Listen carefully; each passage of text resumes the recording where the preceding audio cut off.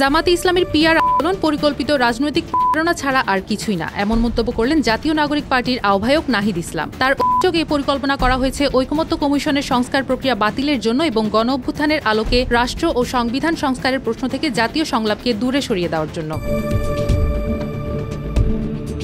সম্প্রতি এক ফেসবুক পোস্টে এসব মন্তব্য করেন নাহিদ ইসলাম। তিনি বলেন, ভোটের সমানুপাতিক প্রতিনিধিত্বের ভিত্তিতে একটি উচ্চকক্ষ প্রতিষ্ঠার মূল সংস্কার দাবিটি একটি সাংবিধানিক রক্ষা কবচ হিসেবেই ভাবা হয়েছিল। আমরা এ ধরনের মৌলিক সংস্কারকে ঘিরে একটি আন্দোলন গড়ে তুলতে এবং ব্যাপক জাতীয় ঐকমত্যের মাধ্যমে জুলাই সনদের আইনি কাঠামো প্রতিষ্ঠা করতে চেয়েছিলাম।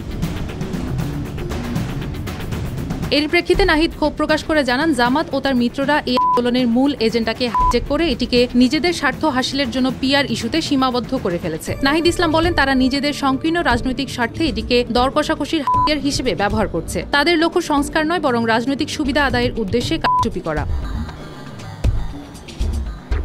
তিনি আরও অভিযোগ করেন, জামাত ইসলামী কখনোই প্রকৃত অর্থে সংস্কার আলোচনায় অংশগ্রহণ করেনি, না জুলাই অভ্যুত্থানের আগে না পরে। তারা সংবিধান ভিত্তিক কোনো প্রস্তাব দেয়নি, কোনো গণতান্ত্রিক ভিশন উপস্থাপন করেনি এবং গণতান্ত্রিক প্রজাতন্ত্র গঠনের প্রতিও কোনো অঙ্গীকার দেখায়নি। নাহিদ ইসলাম জানান, তাদের হঠাৎ কমিশনে অংশগ্রহণ ছিল বিশ্বাস বা নীতির প্রকাশ নয়, বরং এটি ছিল তাদের কৌশলগত অনুপ্রবেশ, যার আড়ালে দলটি প্রকৃত রাজনৈতিক নাশকতা চালিয়েছে।